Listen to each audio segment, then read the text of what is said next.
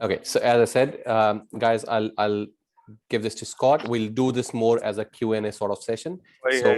So while Scott's doing what he's talking about, if you have Mady, can you put yourself on mute, please? Thanks. While Scott's doing the talking, if whatever questions you have, please start shooting away, because as I said, we'll be doing this as a Q&A session. So we'll start taking questions soon after. All right, over to you, Scott. Awesome, guys. Well, thank you so much for having me tonight. I'm very grateful for the opportunity to have a chat to you about all things property and negotiation. So as you've just heard, I'm open to all your questions, happy to workshop things live here tonight. And if you've got any examples of what you're currently going through or what you may have gone through previously in different property transactions and you want to openly discuss it so we can break that down, I'd love to help and give you my advice and see if we can workshop things to ensure you get a better result this time around or next time you go to purchase. To give you a little bit of background about me, just briefly to fill you in, I've been an estate agent, or I was an estate agent, I should say, for over 2 decades. I was a leading estate agent in Australia and in London. So 5 years in central London, just over 15 years in Sydney. During my time in central Sydney, I owned 3 franchises of Bell Property in the eastern suburbs. So definitely played in the premium boutique house and apartment sale market in Australia with tremendous results over time. I had 3 big teams over that 12 or 15 years as a real estate principal, but really hated the industry, didn't enjoy the game, wasn't comfortable with all the lying and the game playing that agents apply, wasn't comfortable with the lies and the game playing that buyers agents apply for their customers. And having sat in that middle seat, I could definitely see how the whole transaction could be done better. So I got out of the industry late 2015, moved from Sydney with my 2 kids and my wife up to the Gold Coast, where I've been doing some property developing. We've been doing sort of one-off waterfront homes. I also started a little boutique ski lodge hotel business in Japan with another mate of mine from Sydney. So we've got 3 hotels in Japan, which is a little side project, a little fun one.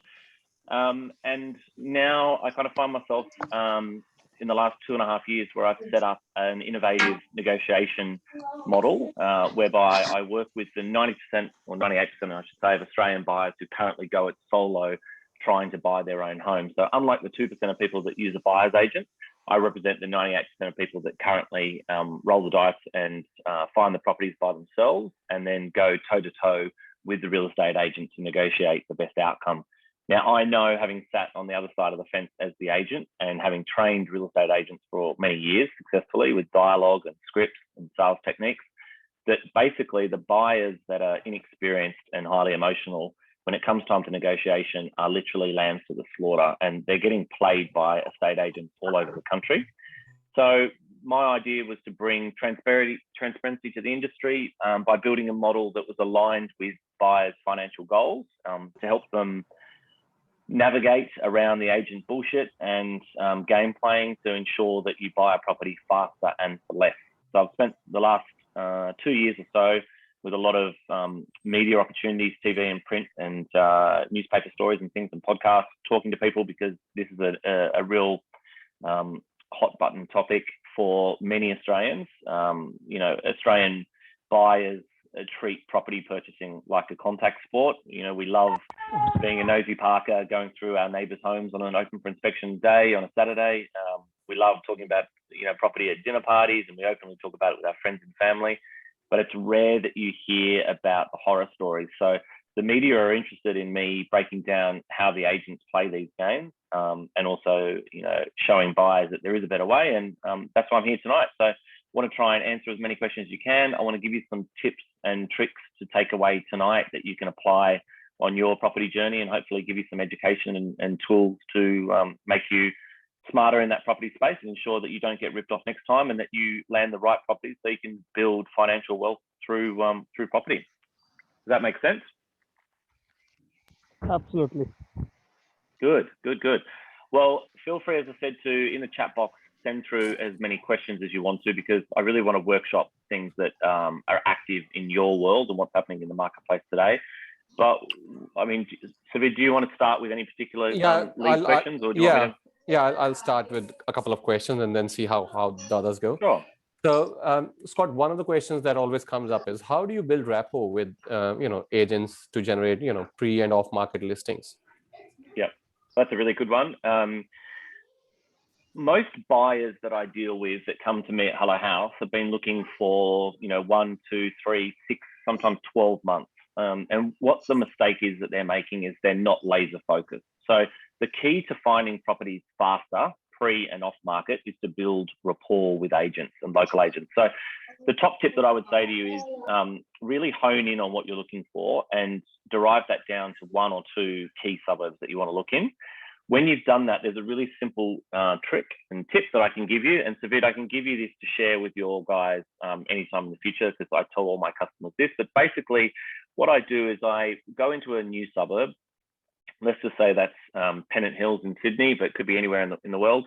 I'll say I want to buy a 4-bedroom family house in Pennant Hills for $7 million on a minimum 600 square meter block of land, and I'm finance approved. So what I will go and research is the top 15, 20, 30 agents that are in that marketplace. And how you do that is you look in the sold section of real estate or domain, have a look for the last 3 to 6 months, look at what agents have been selling similar properties to what you want to buy in the price range that you sell.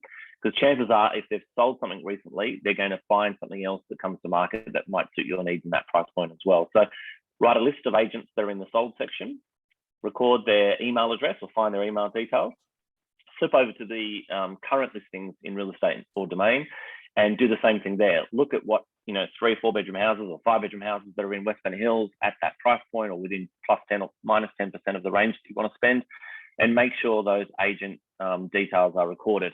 Most of the time, you'll find that in the buy side and the sell side, it's the same 15 or 30 agents over the last 3 to 6 months that have been active in that marketplace. Once you do that, then you've got a really great list that you can keep, and you'll send a BCC email. So once a week, you'll send a blind copy email to all of those agents. Let's say there's 30 agents. And in that, you'll do a very short bullet point list, which is like talking to a 5-year-old. So the simpler, the better. The more information you put into it, the more difficult it's going to be, because the agent's going to be effectively looking for a unicorn property for you that doesn't exist. So mine in this instance might be, hey, I'm Scott Aggett. I'm looking for a property, a house in West Pennant Hills. It's got to be 4 bedrooms or bigger. It's got to be a minimum 600 square meters of land, and it's got to be circa 1.7 million. I'm finance approved. If you send that once a week, I guarantee you anywhere in Australia or at any price point, that's going to create opportunities for you to find listings pre-market and off-market. You've got to follow that up though. The really crucial thing to do that is, that's one part of the effort that's required. The second part is, when an agent sends you properties, you've got to respond really quickly. Now, it might not be the right property, so if it's not the right home, just be open and transparent and tell them that. But if it is something that's of interest, don't delay it 3, 4, 5 days. Otherwise, if you knock them back when they're giving you access to a property at an early stage, you'll never be taken seriously again by that agent. So you've really got to commit the time to get off your back and get out of your seat and go and see these properties. And one key thing I'd say in that regard is that really, if you're going to learn a property market, understand market values, understand the product that you want to buy and the availability of these ones and how often they turn over in a marketplace, and you want to build rapport with agents to get these opportunities, then you really need to be laser focused, as I said, to 1 to 2 suburbs maximum, and you need to commit 4 to 8 weeks to really understand the market. So get laser focused, commit time to it. Otherwise, you'll still be looking in 3 months, 6 months time. And as we know at the market, in a rising market, which it is right now, I think 3% in Sydney or 2.5 to 3% each month for the last 3 months growth. If you're looking at $1 million plus, it's a huge amount of money that you're losing while you're sitting on the sidelines. So smart buyers are moving really quickly. They're building rapport with agents fast, and they're using little tools like this to get ahead of the pack. So that's a good tip for you to get started. Sure. Thanks for that, Scott. So there's another thing I wanted to ask. I've seen people talk about this, and I've seen you talk about this as well, that you should ideally be looking at anywhere from 30 to 50 plus properties to know your options and have a product knowledge. So why is that important? Well, I'll give you some sort of honest feedback in terms of my own property journey. So I'm 43. I bought my first property in London at 21. Currently, I've sold 27 properties of my own. I did some research a couple of years ago and just delved into my own journey to see what the data was. And on average, I would look at over 50 properties before I committed to a purchase. And I think it's key that you do that. And I talk about it a fair bit because history tells me as an estate agent that when I would deal with buyers, so many buyers would come to me, they'd be new to the market, they wouldn't have a clue what prices to pay, they'd fall in love with a property really quickly, and they'd either do one of two things. Either A, they bought it and they massively overpaid very often in that instance because they were emotionally invested and they had no clue of where the market was and what the buyer depth was that was going to compete against them. Or two, they'd missed the property. And then over the course of time, what you find is the buyer that was looking for, say, the 3 to 4 bedroom property in Westburn Hills for 1.7 would buy for 1.6 million in Epping. You know, like a completely different property in a different suburb at a different price point. Now, you could throw into there whatever those numbers were, whatever those suburbs were, it's irrelevant. My point is the first property that you go for is very often not the type of property that you end up settling on sometime later. So you need to see the market. If you see 50 plus properties in a short 4 to 8 week period, it requires you to send that BCC email, and then on a Saturday or at open for inspection days when you can make it, go and see 10 properties a week. So it's 4 to 5 weeks. You'll get through that many open homes. Just look at the properties that are similar to the ones that you can see yourself living in. So if you're looking for a 4 to 5 bedroom house, don't go and look at a 2 bedroom unit. Look at things that are like for like similar. So go look at 3 bedroom, 4 bedroom, 5 bedroom houses in that local area within a 10 or 20% price range. What you're looking for is to try and understand the types of property that come on the market, the turnover rate. So if you miss a good one, how long is it going to be for you to replicate that property? And to get an understanding of buyer depth, you know, you need to go and see how many people are open for inspections, how many people are at auctions, how much bidding is happening with these people that are registered, you know, what prices are quoted by agents and then what they actually sell for, which is, as we all know, 2 very different numbers. So if you see 50 plus properties in a very short time, you'll really quickly understand market value and the buyer depth in the marketplace as well. And that will help you be really educated fast.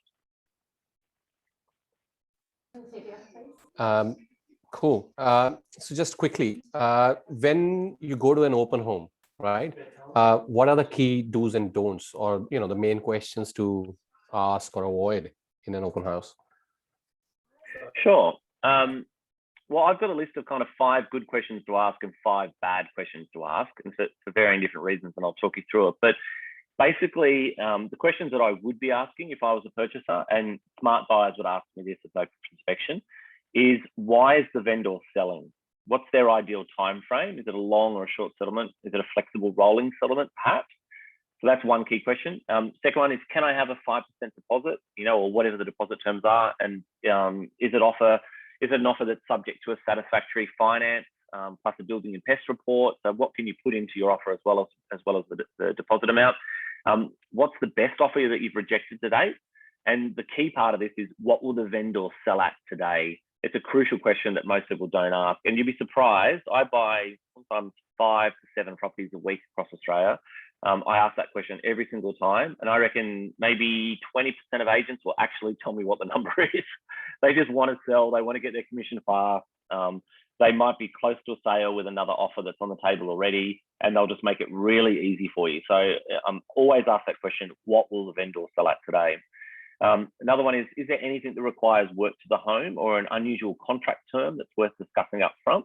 So the agents have got a duty of care there to disclose any information they know. So if they know someone died in the property, or they know there's a fundamental flaw with the home, or an issue that needs to be rectified, or some work coming up to the building and the body corporate, for example, if you're buying an apartment, they need to legally disclose those things. So ask them that and call them out on it, either in writing on email or face-to-face or on the phone.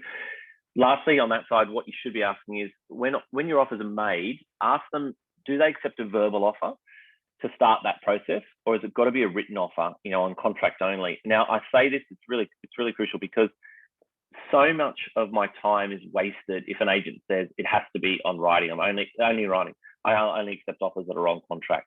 The other agents that will just accept a verbal offer, you can move through that buying process really quickly and get a leg up on your competition. So if you ask that question and you get an understanding that you can make verbal offers, that's going to make a world of difference to you and move through really quickly and try and block out your competition. So hopefully that makes sense. A couple of things I'll just run through quickly about what I wouldn't ask. So don't do this with an open home. Don't ask, and this is a standard question so many buyers ask, is how many contracts have you got out? And the reason is agents are just going to make that number up. It's not too many, it's not too little, but it's instantly creating competition in your mind straight away. So you don't want to know how many contracts are out because it's irrelevant and they're just going to give you a fake number anyway. Another one is how many offers have you had? Now, whether it's 0 offers or 10 offers, it's got no bearing on the outcome and it's probably made up anyway by the agent. So it's another stupid question to ask. Does it have to go to auction or can I make an offer? Now, this is a crucial one that most of my clients that come to me say, I found this property, but the agents told me it's got to go to auction. It must go to auction. This comes up every single day, tons of times. Now, the reality of this, okay, is just to give you a bit of background, agents want their 4-week marketing campaigns. They want their 4-week profile building in the sun, okay? They often don't want your offer. Don't worry about that. Don't worry about what they want. You drive the process. So there'll be certain instances where it's a divorce, messy divorce, or it's a family law issue, or it's deceased estate. There's multiple different ways where it has to go to auction, but they are definitely the minority. They might be 1 in 10 of these properties or 1 in 50 of these properties. The rest of them is just the agent who's wanting to stand in the way of you buying it prior and ruining their 4 weeks of marketing. So what they want is they want you to compete on the Saturday in 4 weeks' time in competition under that pressure cooker environment. They want to give the owner nothing but average news or bad news for 4 weeks so that they get a low reserve on the day. And they want to put the same vendor under the pressure cooker agent environment under auction conditions as well, so that they've got the best chance to crunch their buyers up and bash their vendors down on price. So they don't want your offer. So you really need to control that process yourself. The other thing I wouldn't ask is, what are the comparable sales? If you don't know them, then you're at a disadvantage already yourself. So that's why I keep saying you've got to educate yourself and know the market. The agents will tell you whatever numbers, whatever sales that will back up their high price expectations. So if you start a negotiation, very often people will come to me and say, 12 Smith Street sold for X, 14 Smith Street sold for Y, 16 Smith Street sold for X, therefore 10 Smith Street's worth this.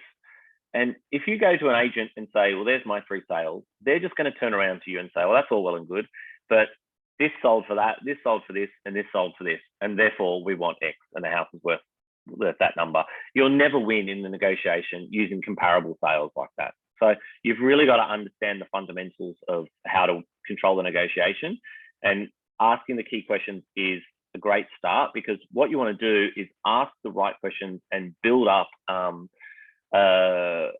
book of answers about what suits the vendor perfectly in terms of the sale. So you're going to get the right settlement, the right deposit, the right terms, and then you're going to go and build your offer using those key answers that you know, and you're going to present that offer, and it's going to be very favorable to the vendor because it ticks all the boxes that they want. So buyers will come in and they'll just put whatever terms they want on the table, and the agent will turn it away on the vendor's behalf because they haven't asked any questions. They don't understand what the driver is of the vendor selling. So you've got to ask those key questions. If you do that, you're going to be a step ahead straight away. Great. So one question that I've been asked multiple times by clients is, and it sounds very simple. How do you determine market value of a property, and that too quickly if you make a decision? Yeah, well, I think, we touched on it so far in terms of, you're going to drill down to 1 or 2 suburbs, and you're going to go and see all the auction results, and you're going to see 50 properties in that marketplace very quickly, and you're going to build rapport with agents. So you're going to see what's selling, you're going to understand what prices are being paid, and you're going to know what the buyer depth is in the marketplace. When you do that, the trick then to determine market value really fast is just to go and use the tools that are at your disposal and that are free of charge. So tools like Real Estate Domain, which everyone I'm sure is familiar with if they've bought property in Australia before, they've got a great current listing section which you can compare what's on the market and how much stock is available. And then you can see on the sold section what the most recent sales are for the last, I wouldn't go back much further than 3 months unless it's difficult to find a comparable, and maybe you need to go back 6 months if there's not a lot of turnover of that type of property. So if you do all those steps, you'll very quickly get an idea of what the property is worth. Another good way of doing it, if you want to get an independent view, is to employ a valuer to do a valuation on your behalf. Might cost between $250 and $500, depending on where you are and which company you use, but that'll give you an independent third-party view. Often, if we find a unique property that we're not quite sure of because there's a lack of comparable sales evidence and an understanding of where it might sit in the marketplace today, I'll employ a valuer to do a report for us. And if it's a favorable report and it comes back at, say, high value for the vendor and it's more than what we want to spend, then we just don't disclose what that number is. But if it comes back lower than where possibly the vendor is expecting, then I'll use that as a negotiation tool. So I'll send that to the vendor, or I'll send that to the agent to share with the vendor and say, okay, well, you want $1 million, but everything in this price range is going to be subject to finance, or most people are going to borrow. There's not going to be many cash buyers in this price point, for example, in the suburb. And if you know your suburb, you'll know that answer and you can say that confidently if it's true. We've got an independent valuation done here. The bank's going to do that for every single buyer. The valuations come back at $900,000. We just don't see value at $1 million. Let's talk about negotiating the price. We might be able to put more than 900 on the table, but let's start talking. And that might be a good pathway for you to lead into a negotiation and use that as an anchor point for you to start low and leverage that. That makes sense? Yeah, absolutely. So Scott, one thing I was thinking while you were talking about, auctions and bidding, we often see people get too emotional in an auction process. So how do you not get caught bidding against yourself at an auction, or in any negotiation for that matter? That's a good one. It's happening now more than ever because there's a slight change in the marketplace because of affordability. I think we're just hitting that peak now where it's just not affordable for so many people across the country, lots of different markets. So what I'm starting to see now is that buyers see value at this level and vendors are still at these really high expectations that they think they're just going to overachieve by whatever that amount may be in different markets. So that creates a problem there where you'll get an auction scenario where you might have 2, 3, 4, 10 bidders bid it up to a certain level. And so if you were the top bidder at that point and you got to say $1 million and the vendor was at $1.1 million, well, then they're not going to pass it in. They're very likely going to try and negotiate under hammer, right? So in that pressure cooker environment, they're going to be working on the vendor and working on you. And what I've been finding is so many of the clients that I see that go it solo just want to stop the fight and they'll do whatever they have to do to close the deal at that point. So if they are the highest bidder and the agent comes back out and says, we're really close, we haven't yet got the property on the market, this is the reserve price, and they show you it, it's 1.1, will you pay 1.1? You may not say yes, but they're going to keep going at you to get whatever they can out of you. And that is a very dangerous position to be in, that emotional end point of an auction. And people will, bid $20,000, $50,000, $100,000 against themselves just to stop the fight and end it and secure the property because they feel like they have to. So I'm teaching my clients to say, if the agent chooses to run the auction, it's a public auction. If you choose to bid and you turn out to be the highest bidder at that auction, don't bid any further. Have the confidence to say, well, to the agent, turn around and say to them, you chose this method. Here we are, it's a public auction. Why would I bid any more than this? I'm currently the highest bidder. This is market value. So rather than crunch me and try and tell me that I've got to pay more for the property, go inside and talk to your vendor and get them to realize this is market value and it may not be here tomorrow. If you can just change the dialogue around and put pressure back on the vendor, then you'll bring some sort of control back into that negotiation and you'll avoid paying that emotional premium or that emotional tax that a lot of people pay at auction. There was a story in the paper last weekend, in the Domain last Sunday, so a week and a half ago, about a client in Sydney or a buyer in Sydney that bid at about 1.1 million, I think it was, $125,000 or $150,000 against himself to close the deal. Now that's just ludicrous, and you can definitely avoid that. So whether it's at auction or even if it's private treaty, auction's easier because you can see the color of everyone's money. You can stand there and see it in a live auction room or outside the front of the house, what your competition's doing and how much pressure there is for you to bid. If you do it in a private treaty scenario, it's just crucial that you ask questions. Like I had a negotiation today, and the agent was trying to push me up in price from 790 to 800,000. She told me 2 days ago that there was 2 parties interested, myself and someone else. And she came back yesterday and tried to push me up 10,000. And I said to her, well, where's the other offer at? Have you got another offer? Is it just us? And she goes, oh, at this stage, it's just you. Well, then as soon as I knew that, there's just no way I'm putting any more money on the table. Like, I'm sticking at 790. I did, and it looks like we'll wrap that property up tonight. So, without having to pay any more money. So it's in that scenario where people would just easily have added $10,000 or $15,000 or whatever they perceive they have to do to win the property. And as an agent, that's what I used to do all the time. I'd go back, I'd get offer and acceptance, and then I would just work you over as a buyer to get you to pay whatever you had in the tank, to get you to pay the absolute maximum amount of money. I'll give you a quick little, I'll take a breath as well. I'll give you a quick little example of how I used to do this at an auction. So we talked about the top bidder being at $1 million and the vendor being at 1.1. Let's say the reserve was $1 million. So they've already met reserve, so the property should be sold, okay? But what I used to do is I would teach my auctioneer beforehand, before the auction, and say, don't call the property on the market, so we won't sell. Let me exhaust all the bidding on the floor and get it to the highest possible amount, and don't tell people it's been called on the market. So in this instance, we've got it to $1 million. The bidding stopped.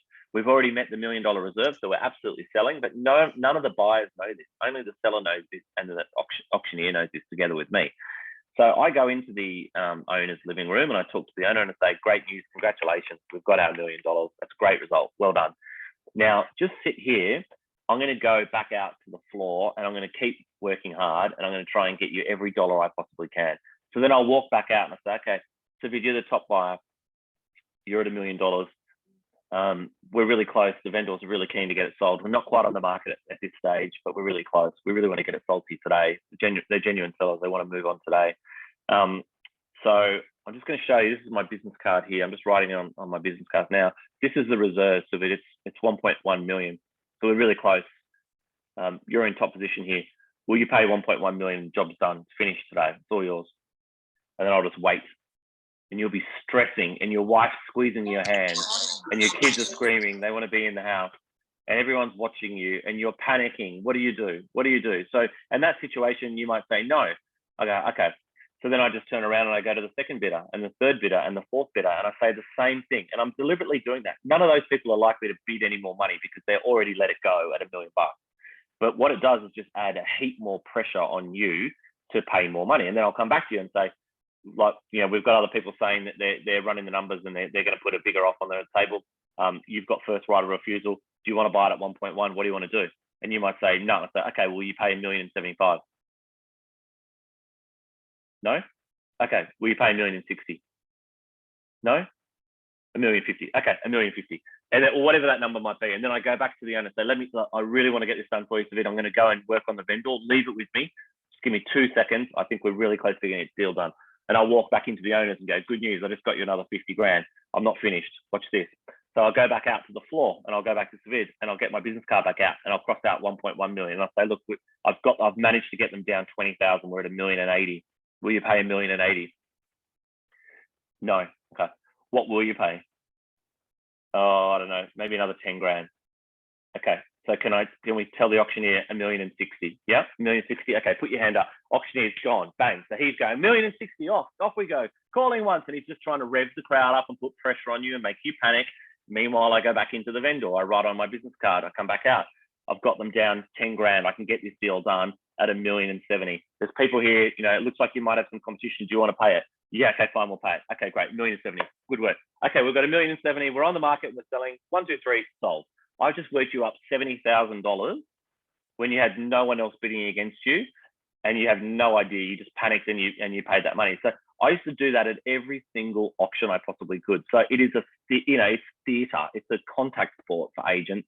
They are trained to make you pay the most amount possible every single time. So anytime you think an agent's on your side or they've got your best interest at heart, I would say again, because history tells me, and having been an agent, that they're employed by the seller to get you to pay an emotional premium every time. So just be completely wary of that, and that there's so much game playing going on, and that you've just got to have the balls to say, no, stop it. I'm the highest bidder here. I'm not going to bid any more against myself. Over to you. Go and bash your vendor up and get them to come down and meet market. So during what you were saying, I was just quickly thinking with that sort of gameplay, what's to tell, that they'll not just keep faking it. So is there any law or rule that they have to state the actual, reserve price during an auction, or they can say whatever? Not in that situation, because the vendor can set the reserve price at whatever they want to. So even if the feedback was, even if you quoted within the legal guidelines, say it was 950 to $1,050,000 and you quoted 950 plus, on the day, the vendor can set their reserve price at 20 million if they want to. In New South Wales, for example, or Queensland, they can do whatever they want to. It doesn't have to have any relevance to market value. And it's up to the agent to, get those two sides together. But, a good agent will just not stop until they earn as much money as they possibly can, because good agents realize, and career agents, that you live and die by your results. So, sure. If two identical houses go for sale and one person gets to reserve and sells it for $1 million and thinks they did a great job because they got the dream vendor's price, and the next agent pushes it to $1,070,000, well, who's going to get the listings in the area and control the marketplace? So, that's what you've got to be thinking from an agent's perspective. What their game is or end goal is, and that is always to get you to pay the most amount of money in the quickest possible time. Sure. So what I'll do is I'll rephrase my question using the example you had. So let's say Yep. the vendor's reserve was 1 million, and obviously the highest bidders already met it, and then they go outside, and then they come outside and play that game that will be on the market at 1.1 million. Now, is that falsifying information, or is that allowed because the actual reserve has already been met? Yeah, that's a good question, actually. I don't know the legality of that in terms of, I don't believe it's illegal for them to continue to go back and play those games. I believe that the reserve, as long as there's no underquoting issues to begin with in terms of the agency agreement, then I don't think they're doing anything wrong. I mean, from a moral perspective, it's horrible. And I'm, this is the key reason why I left the industry, because I absolutely hated it. But they're the types of games that you need to apply to be successful in that industry. So it just goes on every day. So as long as your clients are aware of it when you go to buy, that's what you're up against, whether it's legal or illegal, that's what you're going to face. Yeah. Sure. So one more thing I was thinking. So how do you then use leverage to reverse this fear of loss and control a negotiation? So when you're making an offer, most buyers will just come in and say, okay, this sold for X, that sold for X, we want to pay this price. Or I can spend up to 350 because that's my budget. So we want to make an offer of 350. That's our best offer, best and final. But none of that is relevant to the vendor. So if you've got X amount of money in your budget and you say to someone that's selling a house, I'm going to give you my maximum price, that's got no relevance to market value. So as a vendor, I would say to you, well, that's great that you've got 350 grand, and thank you so much for your offer. That's very kind. But you're, you're just not the right buyer for my property. It's worth more. So you're not giving them any feedback. So you need to create dialogue around value. So take your offer away from the words that surround budget or comparables, and start to talk about value. If you talk about value and you put the same offer forward and say, okay, Mr. Vendor, we've looked at lots of properties. We see value at 350 based on these results and what else I can buy on the marketplace today. Then all of a sudden the vendors will look at it and say, okay, well, my house is worth X in the pecking order, compared to other properties, and they've got something to compare that with. And they've got to make a decision. Now, okay, well, these buyers are telling me that the value in the market today is 350. Am I going to roll the dice and hold out for 370, the price I want, or am I just dreaming, that I'm never going to get it based on, what they've conveyed to me, and also what the agent might have conveyed to me. So you've got to really switch it to value. But in terms of your question and leverage, the ideal way to make an offer on a property is to introduce competition through a second property. So if I was going to make an offer in that situation that we just discussed, I would say to you, Suvidh, thanks very much for showing me through this property. We're going out and seeing a couple of other properties today. Thanks so much for getting me through. we've actually been looking at one off market with another local agent that we made an offer on earlier this week. We've got offer and acceptance on that property, and we're just working through that with a building and pest inspection and some other things at the moment, but we're still actively out there looking. And I've looked at this property today with you because it just ticks all the boxes and it looks like it could really work for us.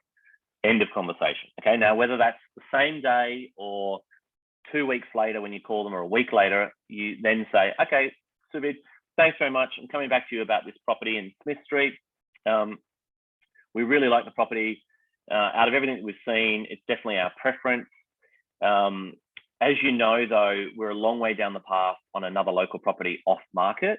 Those owners have been giving us grief. We've been kind of holding them off while we've been doing research, but they've told us that unless we exchange unconditionally by close of business Friday, we're going to lose that opportunity, and they're going to put that on the open market. And obviously we don't want to lose that opportunity in a busy market, but really your property's preference. So we've got a bit of a conundrum, right? Like, we want to make an offer on your property, but we also don't want to lose this other one. So first things first, yours is preference. So we'd rather have a shot at yours and see how we go.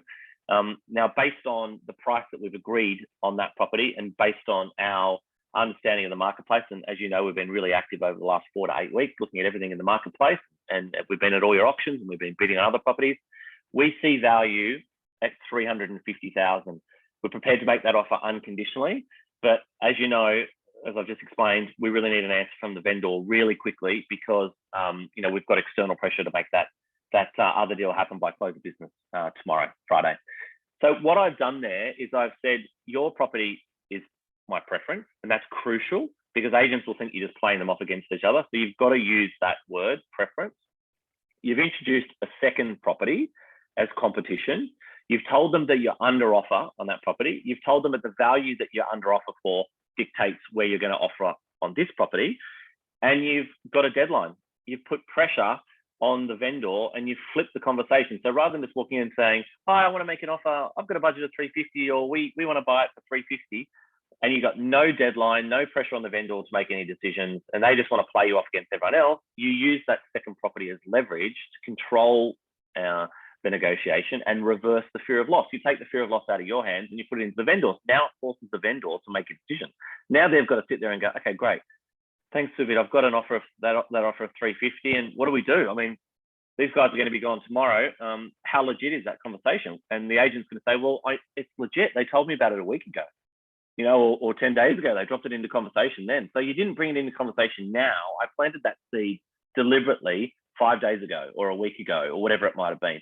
You see how that plays into it now? So all of a sudden there's absolute transparency there. They believe there's truth in it. They believe, but you're playing them off against this property that doesn't exist. Now, in a perfect world, you'd actually have a second property, because that's my preference when I negotiate all the time, is that I'll say to my clients, or even if I'm negotiating my own purchases, that you're less emotionally involved on the property that you really want if there's a second property that's right behind it.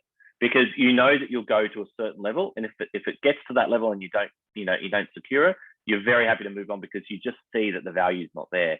So it's really important, I think, that if you can look at multiple properties and have a backup, that will help you. But failing that, make it up, as I just did, and use that as your leverage point.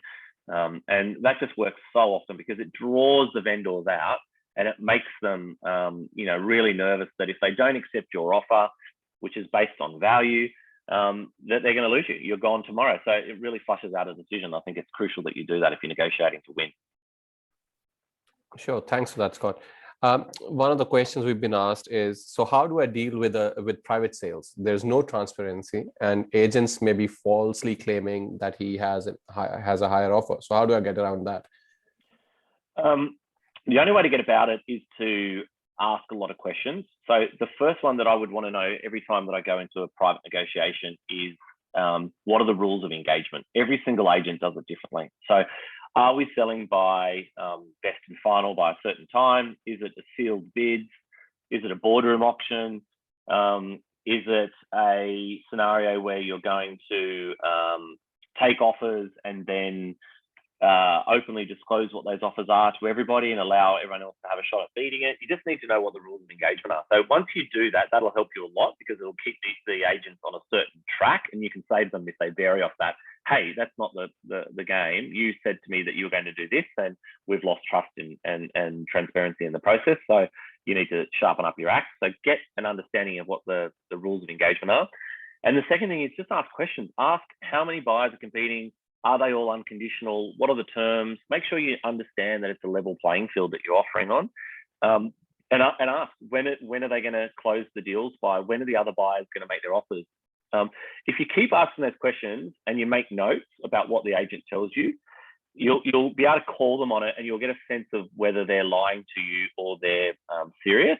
In this market, it's easy for them to bluff because there is just a lot of buyers and there's a lot of competition. But if you can ask as many questions as possible and get an understanding of it, and then try and control the negotiation on your time frame, like don't let it drag on for days and days and days. Call it, like make a decision to say, okay, we want to buy this property. We're going to get rid of all the speed humps in our offer. So we're going to get rid of the conditional on finance or conditional on building and pest or whatever these things are that you can get rid of, or a long settlement doesn't suit the owner, whatever it may be.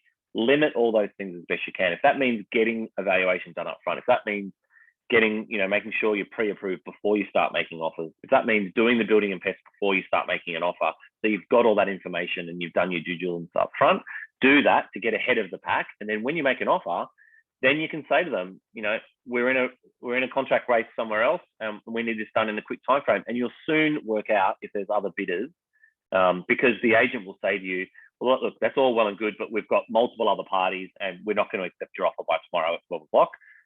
It's going to go to sealed bids on Monday or Tuesday, and then you know that there's genuinely other interest. If they turn you away, if they start to hesitate and say, well, that's not what the owner wants to do, or whatever, then you possibly know that there is no one else.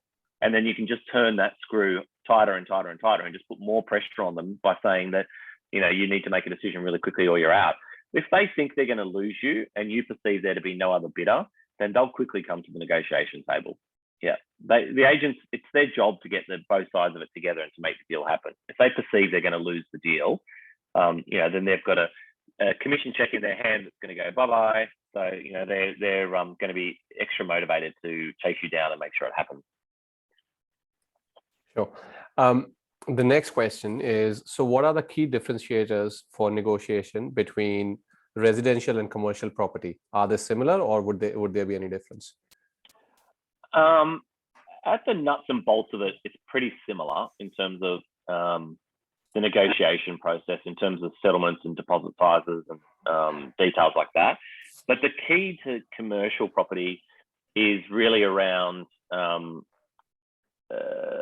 specifics of the property, in terms of people will negotiate hard around square meter rate and very specific rental returns and yields, which is not applicable on the residential side anywhere near as much. It is to a certain degree when you're talking about luxury apartments and things, which I used to sell in inner city Sydney. Often square meter rates would come up as a negotiation aspect. But commercial, that's really the main focus, is people will focus on yields, vacancy factors, and they'll use those key metrics like that to negotiate around specifically, which isn't really applicable on the resi side. Okay. What was the next one? Yeah, another one is, so what about mortgagee auctions? Any tips on how to track and, get those details?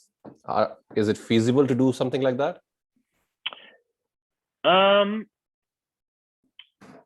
It's a good question. I honestly haven't had a huge amount of experience with it, so I don't know that there's an easy answer to find mortgagee auctions in your neighborhood early.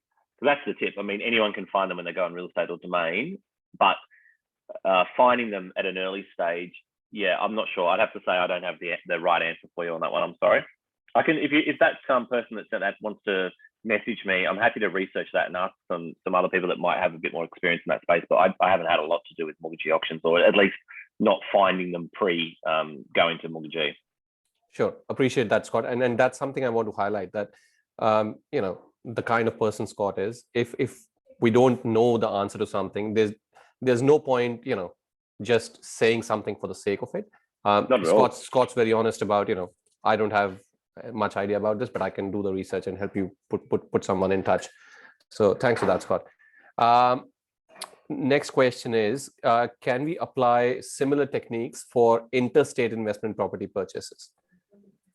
Yeah, absolutely. I mean, I'm doing this right across the country at every price point. So for clients that are buying investment properties or their principal place of residence. So it's all these things work all the time. This is just techniques that I've learned over 3,000 plus property deals and buying and selling so many properties myself.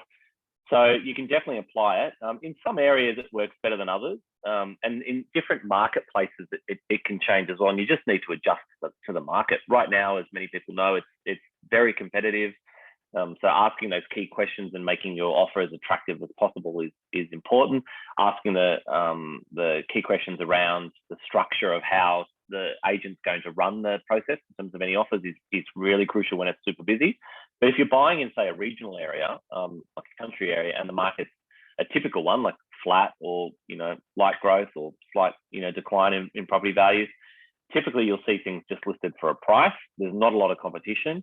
And then using those techniques like reversing that fear of loss and leveraging another property work really well, because you can lowball an owner and then force them to make a decision really quickly about taking this offer or losing it and potentially waiting another 90 or 120 days till the next buyer comes along at what they perceive may be a slightly better price. So if you can apply these, you'll be able to do it successfully for your whole purchasing career, I think, wherever it is. Sure. Next question is, so if an offer is placed subject to a pre-approval from council, say for example for erecting another property at the rear to an existing property, is that something common during a negotiation, and how would a selling agent react to a condition like that? It's pretty restrictive because you're relying on a third party to get an approval process. I mean, people do it. But typically it's an off-market property or a development site or something like that, where they're not in a hurry to sell, and they know that they can get a price if they have the added flexibility of giving a conditional contract like that to a buyer that allows them to go through that approval process. So it's not that common in terms of standard resi sales. And it's not for a reason, and especially in this market, because if you're a seller and you had the choice of a clean offer on one hand or a highly conditional offer on the other, you're always going to go with that clean offer unless it's substantially more price. And if you have to put more money on the table, I'd question the validity of doing that. You'd want to be careful that you weren't overpaying for that luxury just to have the ability for it. But it depends on what it is. Like I think the example you just said then was like an approval of a secondary dwelling or something. Well, that of course is going to add great value to the property. If the owner's totally flexible and able to wait for you to do that, and there's no other competition, and you perceive it to be a fair price, then go for it. You can definitely negotiate those things into a contract. You just need to have the right terms. I had I think a post in your group last week, perhaps, with one of your followers was saying something about vendor finance. So that kind of touches in that same vein of trying to find someone that's open to doing vendor finance. And I think that is just a needle in a haystack. It's very, very difficult to find people that are open to doing that. And if they are, I think they're going to be wanting a full price, because it's just not the norm. It's not the way. They shouldn't have to offer those deals to get a sale across the line. So I would look at that and think, okay, well, this is just overpriced. There's a reason for it being overpriced and having that flexibility. Sure. Thanks. Next one. So is there anything binding on a selling agent that the written offer has to be presented to the vendor if it is not matching the agent's expectations, or can the agent decide whether to present your offer or not to the vendor? Legally, they're meant to present all written offers to their client. So even verbal offers, they're meant to present to their client. It doesn't happen very often at all. Like, I'll give you an example. Right before I jumped on this call tonight, I had a client instruct me to buy a property in Petersham in Sydney. The guide price is 1.6 to 1.65. I rang one of the local competing agents who just sold a similar property on the weekend, on Saturday at auction, and asked his opinion, which is what I often do. Ask the other agents to get their advice on what something's going to sell for, because they're dealing with all the hot buyers in the marketplace and they've got better knowledge than anyone about what people are prepared to pay right now. And he said, 2 million to 2.1, maybe more. So just ridiculous underquote, really. I had a client that wants to spend 1.83 as her target price. and I made an offer of 1.785 to start off with. So I will find out tonight whether or not they put that to their client. I think the answer is they'll put it to their vendor, their client, and I'll get the offer rejected.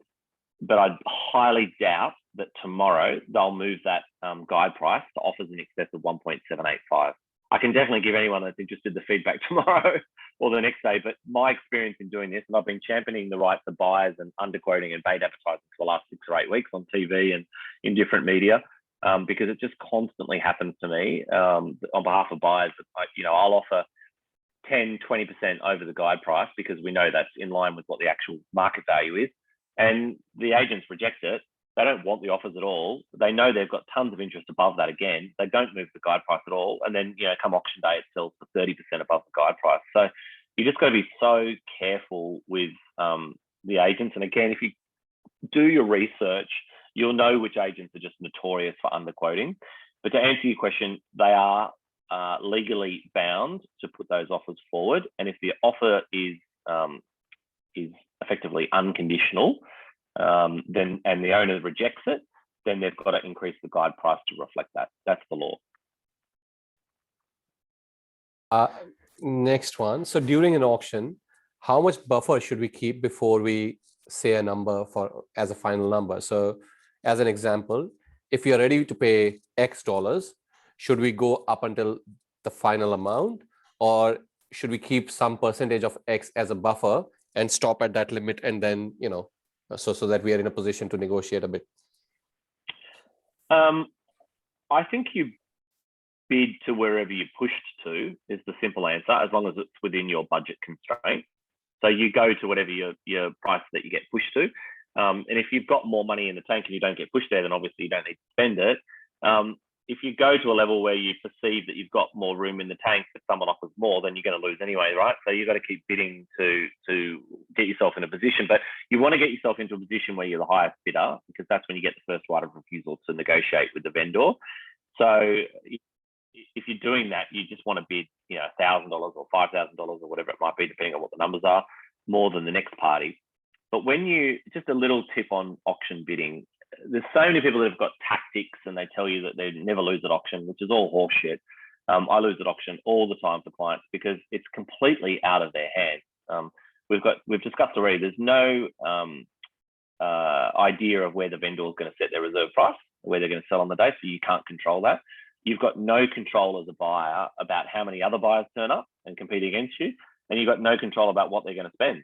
But so really, the person with the deepest pockets and their hand up last is the one that's going to win the auction. So all you can do really when it gets down to the pointy end of the auction is try and outmuscle if you're up for doing this. This is how I would bid typically.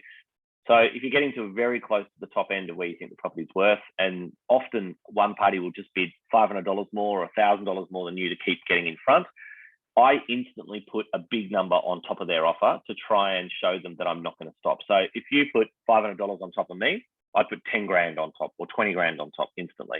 If you put 500 grand again, I'd instantly put another 10 or 20 grand on top of it. You whatever the numbers are, it's all relative to what you're spending, of course. But so if everyone's going in 500 and you're buying at 500 grand, put 2 grand on top, or 5 grand on top. It really is, it's just a threat to say to people, every $500 on top, I'm just going to put more and you're never going to beat me. The reality is you might be right at the edge of your budget constraints, but it's just that, that fear that people are looking at you going, oh my God, we can never beat these people. Everyone turns up to an auction thinking the same thing. Like I have so many people turn up going, oh, we're never going to win. They're with their mum and dad, bank of mum and dad, or these people turned up in a Porsche, or this guy's in a really nice suit and he's on, people think that they're going to lose, but it really just, everyone's in it until you hit your budget constraints. So I wouldn't be too turned off by who turns up to compete against you, but if you can use that little technique when you're bidding, that might help you to just try and outmuscle someone mentally. Okay, next one. What points should we keep in mind while purchasing a block of land? What points? Yeah. In terms of negotiation points, or what to look for when you're buying a block of land? Yeah, I think in terms of negotiation points. Well, that's probably one where you are going to have to use a lot of comparable sales evidence. So unlike a finished product, you're probably going to look at, I just bought a block of land a couple of weeks ago in the Whitsundays for a client, and we looked at what else sold in the estate to get an idea of square metre rates. We weighed that up against where it was positioned in the estate and what the views are. And then I weighed up what the build costs estimated were versus the end value as well, and then looked at what other end value comparable sales we had. So, for example, they were going to build a 4-bedroom house, and they're going to spend $500,000 doing that, paying $220 for the land. So their build costs, they were in for at least $720 plus costs. And those houses were selling for whatever, $800 or $850 or whatever it might be. So that gave us some gauge as to where we could negotiate with confidence without overcapitalizing on the property. And we use the comparable sales around us to not overspend as well. So you've got to look at it and go, okay, well, they may have sold a year ago. What's the market done in that year? If you look on different property value sites, there's a lot of free data online where you can see what a particular suburb may have done in terms of growth. And I would just apply that to the block and say, okay, well, that sold a year ago for $200,000. The market's gone up 8% for houses in this area. Therefore this one might be worth $216,000 today, for example.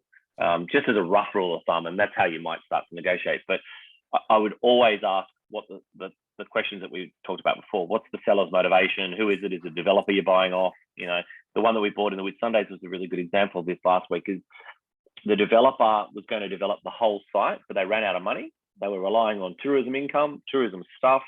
They've got no money. They're in negative cash flow, and they were selling off 4 or 5 blocks of land, and they were prepared to sell it for basically less than it owed them because they'd already done some site works to it already. So just knowing the background story of it enabled us to put an offer in, or enabled me to negotiate harder, because I was like, okay, well, they're really motivated to sell. They've finally made a decision. They've held on to these land blocks for 8 or 10 years. They're finally making a decision to sell them.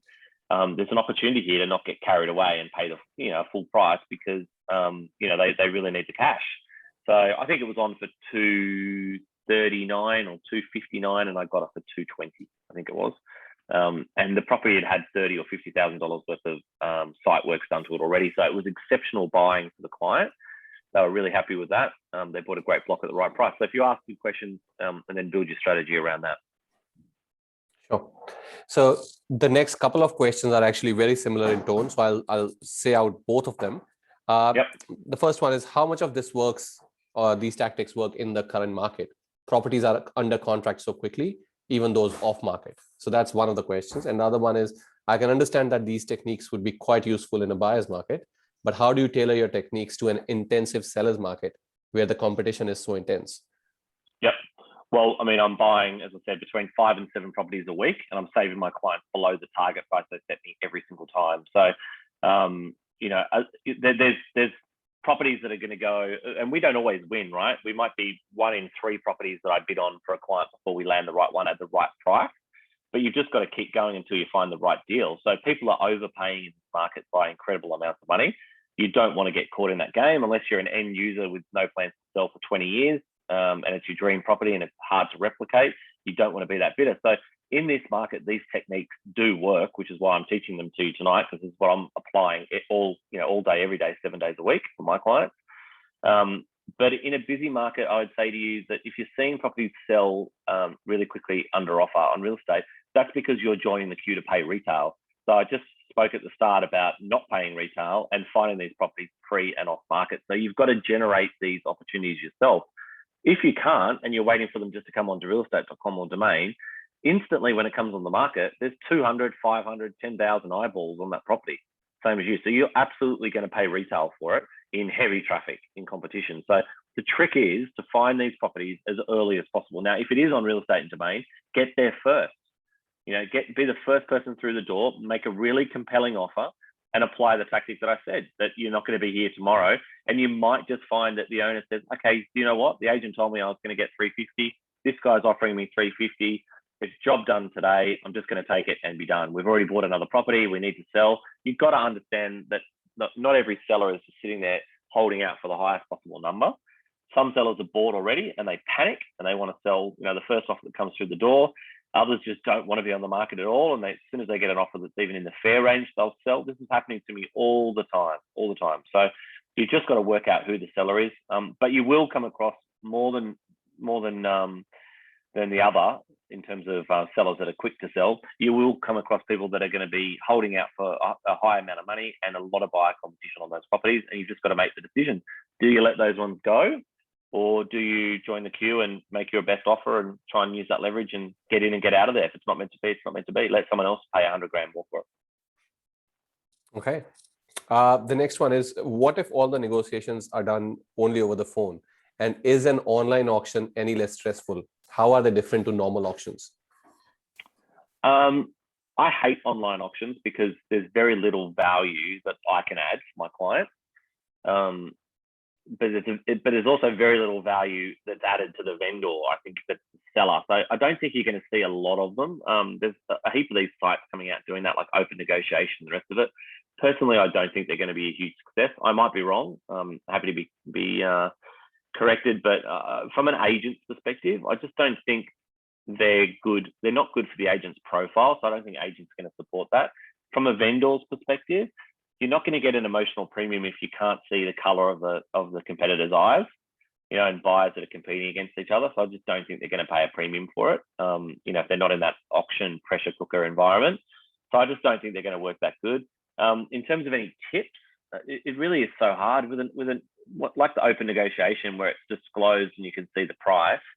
You've really just got to put your best foot forward and hope that you can buy it at the right price. So the biggest key takeaway from that would be to know your product back to front. But so then there's no risk of you overspending and draw a line in the sand. And we should have spoken about this before when we were talking about auctions, but one way to determine where you pull up stumps with your top price that you're prepared to bid to, this is how I would always do it with my own properties and how I teach my clients as well. So if you're going to go spend 500,000 at auction, you're not sure whether to spend 550 or what it is, ask the question to yourself, okay, if this goes for 570, would I be gutted I missed out? No. Okay. If this goes for 580, would I be gutted I missed out? No. Okay. So, whatever the number is, if it goes for 560, would I be pissed off that I paid too much, or I let it go for too low a price? If you ask yourself those questions and you just count down like that or count up, you'll see in your mind quickly where value is for you. And then you've just got a natural line in the sand and you go, okay, actually at 570, I'm not prepared to pay any more for that. So you turn up to the auction on Saturday, you wholeheartedly go hard at it to 570 if you need to. And if you win, you win. If you don't, you can walk away with confidence because you've already run that test mentally. And in your mind, it doesn't have any value beyond that price. So you're happy to walk away. Does that make sense? Yep, absolutely. Yep. The next one is, so is it, what do you think? Is it good to build an investment property or buy an already built up one? That's probably a better question for you or a property Accountant. strategist and an accountant. Yeah. Yeah, I mean, you might have what's your take on that answer? That's probably something that I would really get involved with advising clients on what to do, because everyone's got their own tax position, different serviceability. They're looking at different depreciation benefits. There's so many things to weigh up in that conversation, and it really is unique financial advice to that Exactly, and that individual. That's where it comes down to talking to your accountant, talking to your broker, talking to your financial planner, because as you just said, depreciation is one of the factors. Negative gearing, positive gearing, all those things. What your strategy is, whether you are into holding a property long term, or you are into flipping, or you want to get into development and buy a property with a big block of land, but it's an old rundown house. You want to just demolish it and build a new property. So there's a whole lot of dimensions to that. So there's no one set answer to that question, I think. I agree. And for some people, it's just it's important to have a property that's just lock up and lease. So they put a premium on buying something that's brand new, whereas other buyers are really happy to add value over time separately, or and let it run down and then do things to it. They like to tinker on it. So it really is horses for courses. What suits you best? Yep. The next question is, so the strategy of bidding at 10,000 more over the counter bid, increasing in slabs of 500. I experienced that recently when I was bidding for a client in regional areas. I still maintained counter bidding at 500 only. We started from 380 and went up by 100,000, we got the property, but is there a better strategy than keeping your calm and increasing bids in $500 slabs? This is what I just said before. I mean, there's no real strategy in auctions, because at the end of the day, you won that auction because you were prepared to pay more money than the other person. You saw value at a higher level and you weren't prepared to lose it. So that's why you won it. And that is the same answer for every property price point right around the country. If you're spending 20 million or you're spending 200 grand, it doesn't make any difference. The highest bidder just sees more value in the property than the next person, or they run out of cash and they couldn't compete against you. So I don't know. I mean, I just use that example as the strategy that I use if it's a highly competitive auction, and you're in a 2-horse race or a 3-horse race, and people are trying to deliberately slow the auction down. They're doing that to keep the bidding to a low level and to try and control it. I think if you use a power move and you bid against them in a bigger number, then it'll often put them off, because they think they've just got no chance of competing against you, because you're always going to put a higher number on the table. But at the end of the day, you're going to end up winning it because they don't perceive value at a certain point and they're happy to let it go. So there's not too much to auctions in that regard. The bit where people get burnt is the bit that we discussed before at great length, which is bidding against themselves. That's the danger zone that I think people really need to be conscious of. Yep. Mm-hmm. The next one is, so if I want to invest in Brisbane as an example and not specific about a suburb, what techniques can be used? Are we looking at a lot of agents, and what do we do? Okay, well, I'm assuming that they were listening from the start when I was talking about doing the BCC email to the list of agents. If I want to invest in Brisbane, for example, not specific about a suburb. Well, the problem is if you're not specific about a suburb, and this is the whole point of why I said it, you've got absolutely no idea what market value is. So how are you going to make the right decision? Because you just cannot be an expert in Indooroopilly and Camp Hill and wherever else, Bulimba at the same time. It's impossible to know what's going on, what prices people are paying, and what opportunities are coming up off market or pre-market. You just can't be talking to that many agents. It's just too confusing. So you're never going to find, you're just going to pay retail with everybody else, and you're probably going to overpay because you don't understand the market in that little hood. So I think wherever you're investing, you've just got to do the hard yards and say, okay, I want to invest in Brisbane because the fundamentals are right for me and the budget's right for me. Where in Brisbane and what are the drivers for me? Is it a property, for example, if I was buying in Brisbane right now, I had this conversation with a client today as well, a new first home buyer. You've got 1.3 million to spend anywhere in Australia, interested in Brisbane. I said, okay, let's talk about Brisbane. If I was buying in Brisbane right now, I would be buying inside 10 kilometres of the CBD, but preferably as close to 5 kilometres from the CBD. I'd be buying in a blue chip suburb if my budget allowed me to. If not, I'd be buying in a ripple effect suburb as close to one of those blue chip suburbs as possible that's seen high growth, so that you can see the effect of growth over time as it flows through the suburbs around it. I'd be looking to buy properties that I can add value to. So whether that's something that you can buy that's a splitter block later on, something that you can add a secondary income stream to, like a granny flat, or a property that you can just renovate and add value over time. I'd be looking at a property that I can add multiple income streams to. So can you buy traditional Queenslander, for example, with an upstairs property where the main house is, and then build a granny flat or something downstairs? So if you work out all those things, that'll narrow down where you can do this, because that'll be budget determined, right? So if you've got 800,000 to spend in Brisbane, then only a certain amount of suburbs are going to meet that criteria where you can find those things. So you've got to really understand what it is that you want to buy, what you're trying to achieve with your budget, and that'll determine where you can buy. Once you've determined the suburbs that you can buy in, narrow that down is what I'm saying. So get laser focused and choose 1 or 2 core suburbs. Go and research them. Go and spend a Saturday in each of these suburbs if you've got multiple ones, and say, do you know what? Indooroopilly's off the list, or Camp Hill off the list. Woolloongabba's on the list. I want to be in Woolloongabba, for example, or whatever it might be where you want to invest your money. And then go about the strategy that I said. Build rapport with those 20, 30, 50 agents that you can by building that BCC email list, staying top of mind and getting opportunities pre and off market so that you can get there first and you can avoid paying retail. Next one. So just give me 1 second. So is it good to get property estimate values from Price Finder before you start negotiating on property that you're interested in? Is it worth getting subscription to Price Finder? This is a great question, and I'm really glad that you raised this, because I've forgotten to talk about this, but I wanted to raise this tonight as well. I've got a really good example of of why I don't rely on these sites. I've got pro subscription to RP data, but I barely use it. I probably shouldn't even have it. It's almost a waste of time. And people are shocked at that. They're like, how do you not, rely on this? Because if you track the market really closely. Before you say that, I'll give a live example, because obviously you deal with it more than that. But we recently had a case where a client actually went to market, and he put in an offer of 1.2 million on a property in inner east suburbs of Melbourne, which got accepted. And he wanted to know during his cooling off period, before the valuation was ordered, if he'd put too high an offer. And we, on his request, decided to run one of these, not one, but multiple of these property reports. And they came back, most of them came back with a property value of anywhere between 1.8 to 2.2 million. Yeah. Okay. So apparently he was paying 600,000 under market value on that property, when he was worried that he was paying too much. Yeah. Just because of those property reports. We just moved into a little property that we did as a development in Mermaid Waters here in Queensland. And if you look at all the valuations online, any of those online estimates, they're all in the kind of 400 to 500,000.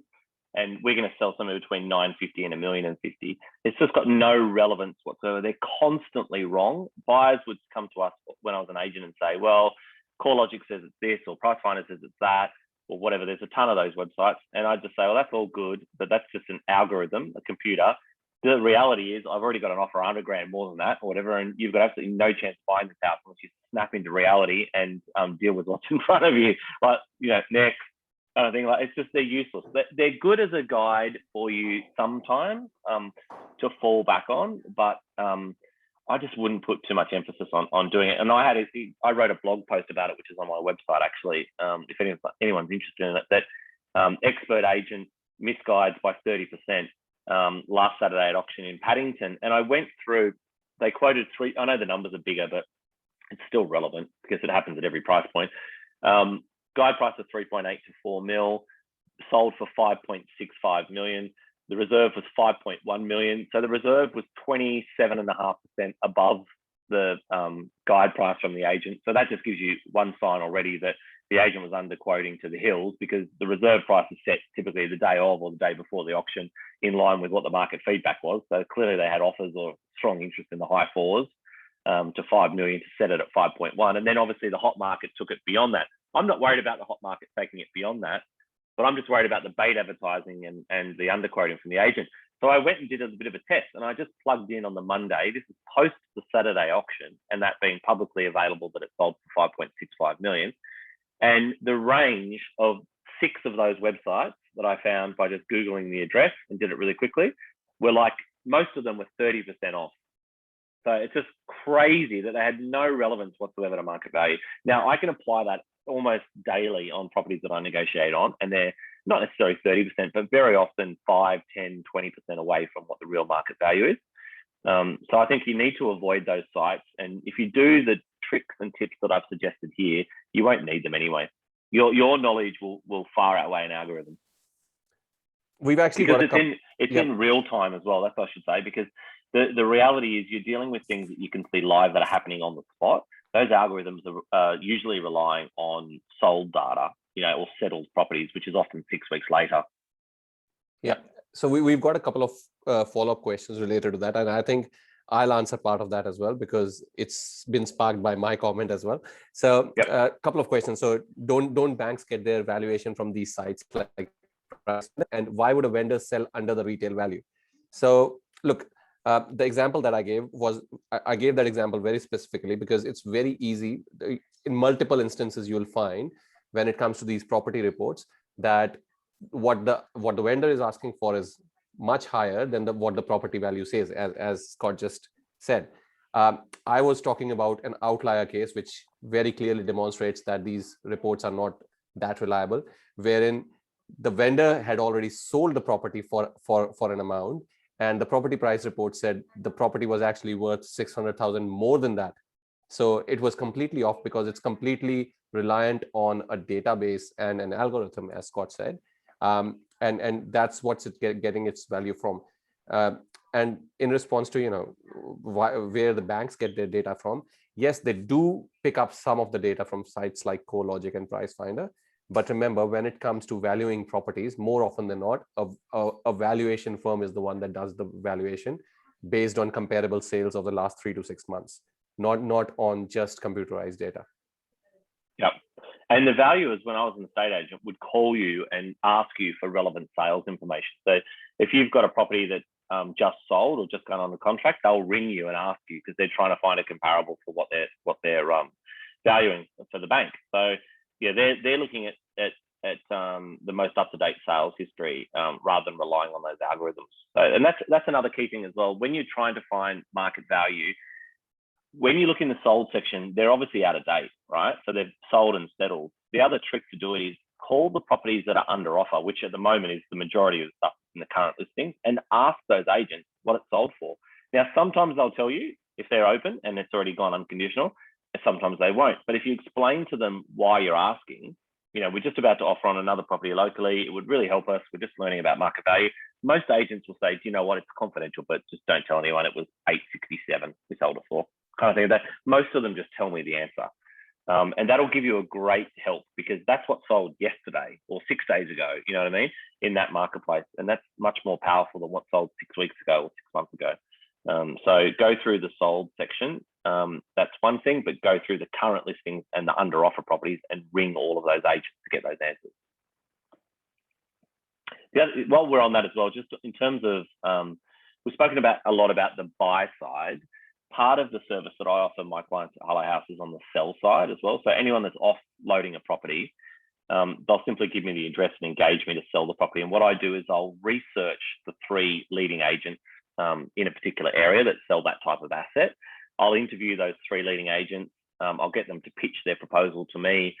I'll review those pitches. I'll compare all the marketing costs, their agent estimates, their selling commission, give that information to the owner. Together with the owner, we make a decision about who to use. And then I'll go back to the lead agent and renegotiate their fee down. So they do it at a lower cost. It's a free service to all my clients. I do that nationwide. I get paid in the back end by the agents as a referral fee. So it's a really good service to my client that's zero cost. But the reason I bring that up is because you can do this yourself if you're selling a property, and you can go on and use these Rate My Agent, or there's other sites like this that you can go on. I think another one's Open Agent, and type in your property address and they'll tell you who the leading agents are in the area if you're trying to find an agent to sell with. But I can tell you from an agent's experience that the people that they give you that are the leading agents in those areas are the ones that are paying them for the leads in the back end, okay? And this is so important. So this is why you can't take all this stuff at face value. You've got to do your own research. If I type in my property, I've done this. I went through the whole system before I set up my business and typed in my property and went through the whole process. And they bring up agents that I've never heard of or I would never deal with, or agents that don't specifically sell that type of product. And it's because in the back end, what they do is they go to the agents and say, if you want all the leads that come through from our website for the 4218 postcode in Mermaid Waters, it'll cost $300 a month. It's a subscription. So shit agents pay for it because they've got no other way of getting leads. Sales managers pay for it because they want all the leads to come into their business and they just farm them out to whoever needs leads or whoever gets rewarded. So you're not getting the right fit. And it's really crucial. So this just comes back to doing your research online as well. As nothing replaces boots on the ground. If you can't do it, outsource it to someone else. And that might be using a buyer's agent who's really good in the specific area if you're trying to buy outside of your area, or someone like myself who is working with people that have got the ability to find their own property but that need my help to negotiate you the best outcome. Sure. Next one. I know we're running short on time, so I'll quickly run through these. So do you think we should wait a few months as the market is really high and it may come down, or do you think it is better to buy now as the market can go even higher? I think the market will go higher, so I would buy now. Yeah, and I think that the biggest driver for me that scares me is that we haven't got anyone coming in from abroad. So there's a huge amount of the premium end of the market. I think that's still got a long way to run. I may be wrong, but that's what my gut feel is. There's a lot of people that want to come to Australia and New Zealand. As soon as those borders open, there's going to be a rush of people come from other countries that have got a lot of money and want to settle in Australia. So I think that the market's got a long way to run. What's your view, Suvidh? I sort of agree with that. Not just that, but also on the entry sort of property prices as well. I think with what's been announced in the federal budget, there's going to be a bit more push with especially the 2% scheme coming into play now. That's going to drive the prices up a little bit more, because some people, not all, can buy at 2% deposit, and for them the difference between putting an offer of 500,000 versus 600,000 is only a couple of $1,000s, whereas for someone who's a retail buyer, that's a difference of $10,000 to $15,000 in deposit. So they are going to push the market up, and then everyone else will have to pay a premium as well. So I think it's going to go up further. Next question. Next one. So I like the property which was going to auction. However, due to lockdown, agent is now asking for offers on email. Agent is asking to make offer outside the range if we are a serious buyer. What does this mean? I really like the property. However, agent signs they are looking 200 to 300K on top of the higher range. Well, I would just call the agent and say to him, why are you quoting X that you want offers 200 to 300 above that range? That's in breach of Office of Fair Trading or Consumer Affairs in Victoria. So that doesn't make any sense to me. So what's the real price? Like, where do we need to be positioned? What offers have you rejected? What does the owner want? What will they accept today? And then make a decision on whether or not you see value at those levels. I mean, I've been dealing with this in Melbourne. I don't know, where was that question in it is in Victoria, isn't it? Yeah, I've been in Melbourne. It's just, the underquoting is just insane in central Melbourne and Sydney. So that'd be I would just call them on it, and I'd ask a lot of questions about where your offer needs to be positioned if you still want to go ahead and make an offer, and then make a value decision based on where you think you need to be positioned to buy it. And then if you have to, actually, you're not going to be able to use leverage if it's on email, but I think you can still call the agent and try and flush it out by asking those questions. How many other people are involved? Are they all unconditional? Is it the same terms? Is it a level playing field? And what are the terms of the sale process? Is it all best and finals by tomorrow? Am I going to get a second shot at it if they reject my offer, or whatever else it is? So you just need to ask those questions and understand better what the rules of engagement are. Okay, next one. I bought 5 properties since 2018 for myself and many more for my clients. Some negotiated well and bought under market. Some purchased at higher than advertised range, but worth it. I may be slightly good at negotiation. Question is, how do I become an expert without hampering the experience for the client? Clients feel pressure when there are so many bidders for the same property that I have to go back and forth with client multiple times for same property. I do take a range from them and start from lower, but it's outbid pretty soon nowadays. I mean, that's a multifaceted question. Good on you for buying 5 properties since 2018 for yourself. That's awesome. In terms of negotiating for your clients, I mean, negotiation is a learnt skill. So it's something that you derive over a long period of doing multiple transactions. And I guess only you can get a gut feel of where the value sits. So when you say you've bought some below market, some above the guide range, I mean, the guide range is not worth the toilet paper it's written on. So I don't really perceive market value to be determined by how well you bought it based on the guide price. That's not relevant to me. Clients are definitely going to feel the pressure. That doesn't change at all. The way that I do it, and I think it works really transparently, and that's the most important thing for me, is to ask the client, what's the absolute maximum walkaway price that you'd have in this property? And to go back to what I just spoke about before, do you see value at 580? Do you see value at 590? Do you see value at 600? And then all of a sudden they'll have a number. That's your number. Okay, great. That's the line in the sand. Now let me go back and work really hard to save you as much as I possibly can. If you can show them that you're working hard to save them money, and they've given you the line in the sand, then I think that's a great way to be transparent and take the pressure off them, because they're comfortable if it goes beyond that price and they miss it, that they were never going to pay that price because they didn't see value there. And any money that you can save them below that, then you've done a great job for your clients. So hopefully you can make some good savings and make your clients all feel warm and fuzzy. Interesting question. So do you have a course teaching people what you do? I'm about to. Is there any demand for that course? There must be. Sean will potentially be interested in it, but I don't know about anyone else. Brian's interested in it. Good. Jacinda, good. Okay, cool. Yeah, I'm definitely going to do it. Well, Brian and Lisa, thank you. Brian and Lisa will be keen to know that Ian wants to do the course, or Ian wants me to do the course for him. So this is another mutual contact in the property space. So these guys are trying to buy actively with me at the moment. Okay, cool. Yeah, awesome. Well, that's good feedback. That's resounding yes to the course. Thank you, guys. I'd love to do it. I'll do something together. I'll ask you the question. I'm thinking of doing 2 courses. One is an ex-agent's ultimate guide to buying property. So a warts and all walkthrough, start to finish, on how to buy property and what to look for, and encompassing all the things we just discussed today. And the second thing is a negotiation straight course. You know, is there value in both those things or just one of those things? What do you think? But yeah, send the answer in the chat box and we'll keep talking anyway in the meantime. Sure. Next one is, why would the agent be truthful to the queries or cross-questioning? Why would the agent be tell the truth to the questions that I ask? Yep. Well, they don't always, is the honest truth. There's just a game of bluff at the end of the day, which is why I keep saying that I don't really refer a huge amount to RP data or comparable sales, because at the end of the day, it's just me out bluffing the other agent to win for my client. That's how you negotiate.